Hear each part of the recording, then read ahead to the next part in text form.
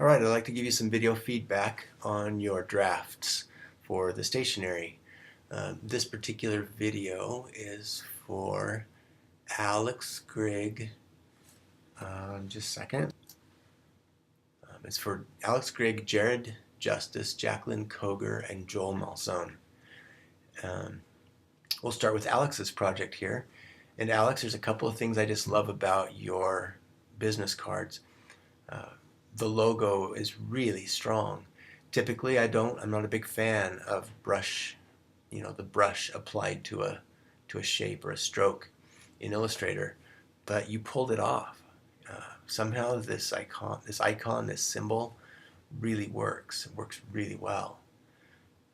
So nice job. This contrast between this deep red and this white, it really pops. I would take the black border off of this card for a couple of reasons. One, because if you had to cut these cards, it would be tricky to cut them right so that all the sides look the same. But also, this traps your information inside of this area, whereas if there's no border on it, then it's less trapped. Now, this is your call. It's not that bad. It looks pretty good, and usually I wouldn't like a big heavy border on a card, but we're not really cutting these, so you could probably get away with it. But just something to think about. The other thing that I notice on this side of the card is that this black doesn't contrast very well with this dark red, and so this is really hard to read. And this is important that we be able to read this. So I'm not sure what you do with that. If you lighten the red, probably not. Or if you lighten the black, maybe. Think about this contrast. It's really important. Same thing on this side of the card. There's a lot of really dark, information. Now, all of your text is white, so it is readable, which is great. But the contrast isn't as good, for example, between the black and these red, dark red circles. Also, you've center aligned all of these 3 lines of text. And that's not the strongest alignment. I would strongly encourage you to consider not center aligning your text. Also, I would encourage you to consider some repetition. So the color definitely repeats from the front of the card, but the back of the card doesn't feel the same. And it might be, there's several reasons. One, your logo's not here, and you don't necessarily need your logo, but the elements of the logo aren't there. So the brush stroke, for example, the kind of the messiness of this brush, the typography, there's nothing that's in this same font on this side. In fact, this side, because you've used an old style font, it feels so different from this really techie, modern, it's not a modern, but anyway, this techie kind of sans serif decorative font. So do something to help these feel the same. Now, you do have the colors. Again, I said that already, but think about some other things you can do to repeat. Also, the elements on this side feel really crowded. You see how these circles are so close to one another, so close to the edges. The text inside the circles right up against the edges. Okay, even this G right up against the edge. Consider giving yourself some white space. There's a lot of really trapped white space here in the middle, that isn't serving to focus our attention on your content. I like that you've been creative here with your icons, but the icon itself isn't as important as the information. Make sure that your information is easy to read. I'm not positive, but make sure that it looks a little small. But again, these aren't the actual size, so I'm not positive if they are too small or not. Okay, that is Alex's. And Alex, I encourage you to stick around for these the other feedback that I give here, because you didn't submit any letterhead. And actually, it looks like, Jared, you didn't submit any letterhead either. So I won't be able to give you feedback on that. So hopefully we'll be able to get some feedback from Jaclyn's and Joel's. You might also look up the other videos that I did for this project from other members of your class so that you can kind of see what I said about their letterhead. And Jared, I love what you've done to your logo. Instead of making it more complicated, you made it more simple. You've created a strong alignment and unity between this text and these shapes. It's simple, but it's very strong. So well done there. And this little shape here on the edge, I'm not sure what it goes with, but it feels good. I don't know how to explain why. It seems to, without detracting from your logo, it seems to communicate the theme of your logo. Kind of just this simple black and white and with, a simple angle. Nice job, really like that. I love that this text has a strong alignment. I love that you've grouped these two lines so that they have a closer relationship than the address to the phone number or the phone number to the website, etc. I love that. Nice use of proximity and spacing and alignment.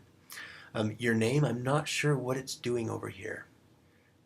It's not connected to anything. Maybe it's connected here this way, but connect it vertically with this text. Just bring it over. It's so close, but it's just off a little bit. Please just bring it over. Usually I would encourage there to be less space between two words, two lines that are related to each other, but this seems to work. It works for you. You've broken a rule, but it seems to work. But be sure that you do align it. This capture life as it is, that's kind of transparent, take it off. You've got it on this side of the card, and here it's just taking up white space. And you've made it transparent, so it's kind of saying, don't look at me, please. I'm hiding. I'm not important. And don't just leave it off. You don't need it twice. Now, this color, if you wanted to repeat this color on this card, that would be cool because it's not anywhere. And you could repeat it in a number of places that I think would be successful. For example, what if your first name was that color, or your first and last name? If you do that, then don't put it anywhere else. I think it will detract. Or what if the phone number was that color? Or what if this shape was that color? Don't do it everywhere, but pick one place where you could repeat this color so this side of the card is thematically tied back to this side of the card. I like what you've done with your logo here. Usually I would say, don't make your logo transparent. Don't make it, don't decrease the opacity. But I think it works here, especially since the name of your company is The Good Line, and you've used your tagline as a line, as a good line. It's nice. It works. I wonder about making your logo bigger on this side of the card. What if this came all the way to the top? What if this went all the way to the bottom? It's not bad the way that it is. So if you try that and you don't like it, then forget about it. But if you try it and you like it, then good. So that's for Jared. All right, this is Jaclyn's. Jaclyn, your logo looks good on a card. Nice job. And I like what you've done with this text. It's a little, what's the word, unusual. I don't usually like text to be stacked. But it's kind of cool that you did it this way here, and you did it this way here. So we get the same feel, but it's different. Typically, I don't know that would work. I don't know that would be good. But I think it's working. I think the text is working pretty cool. I really wonder what would happen if you took the ANSI off. It feels like it's kind of hanging out there on its own, especially on this vertical card. On the horizontal, maybe it's a little bit better. But that's just a thought. What would happen if that was gone? Your graphic is crowded on this edge. move it away. Give it some space all the way around. The white space is the frame, and you've shortchanged the frame up here on the top. You've got good frame top, or you've got good frame left, bottom, and right, but there's no frame on the top. And you've got a little bit of a tangent here. So you could either move this over so that it came off and you didn't see that this part of the skirt, or you could move it more into the middle of the card. Either of those I think would work. Yeah, I think that's all for this side of the card. This side of the card isn't working quite as well as this side. Your text is all over the place. Things don't feel aligned. They feel scattered and disorganized. They feel crowded to the edges. Why put your best negative space here in the middle? Usually we put the picture in the middle and the frame on the outside, and you've put your picture on the outside and your frame in the middle. Visually it's confusing. Move stuff in, give it space. You might even take the logo off of this side and just use color to repeat the theme. Or you might put the name of the organization. You might put Dancy in this font or something. But right now these two logos are just redundant, and they're not working well as a whole for the gestalt. That's what we want, is a gestalt, for elements to all work together to communicate the message of your organization. Okay, here's the stationery. Thank you for submitting stationery. You need to have identifying information on it. So you need phone number and address. Bare minimum, phone number and address on the stationery. Again, you've crowded the edge here, especially if you trim this. That's going to be getting really close to that edge. Jaclyn, you've got such a cool shape that you've created with this text.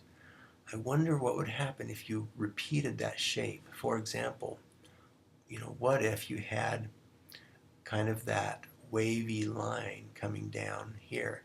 It could be a single line, or it could be the edge of a color, the edge of a shape, where everything to the right was this pink, or a light pink, or maybe everything to the left was that light pink.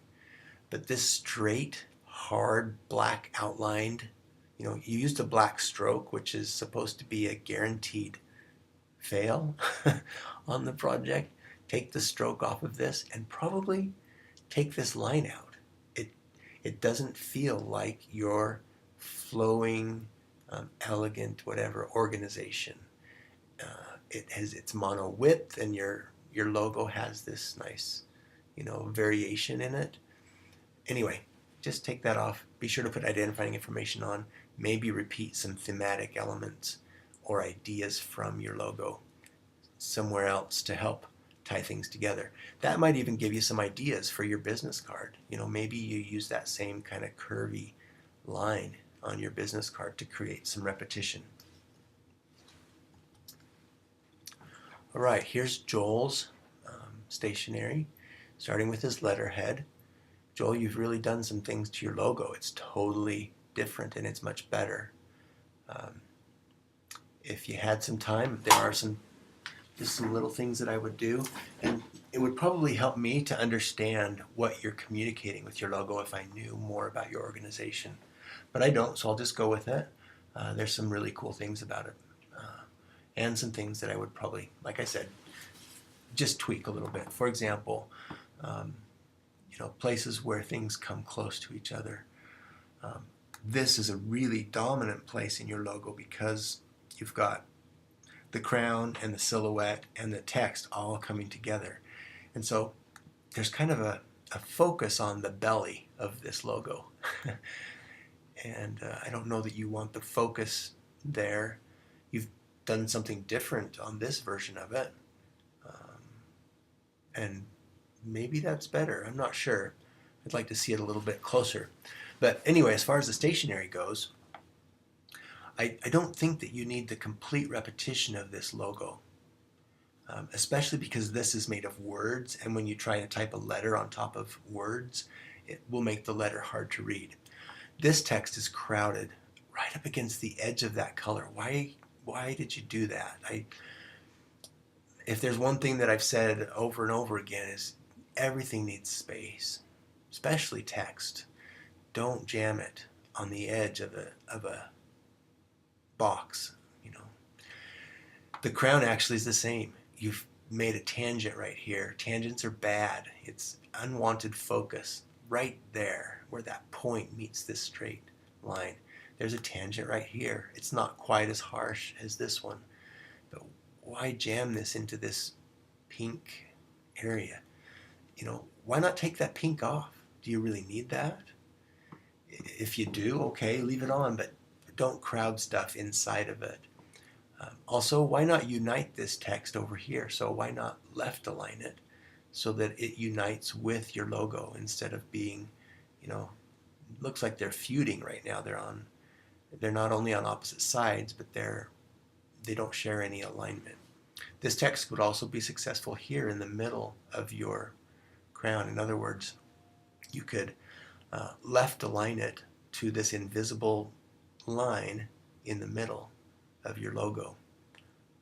Give me some contrast in your body copy. Give me some space relationship differences. Right now, this is all the same. Visually, you haven't told me what's important. You haven't helped me find the information that I'm scanning for.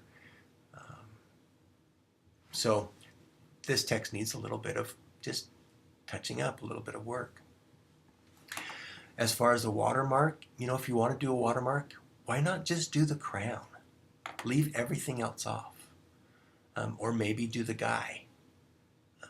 Or the guy and the crown, but not, you know, not the text, not everything. I like that you've made it big. You might consider making it even bigger.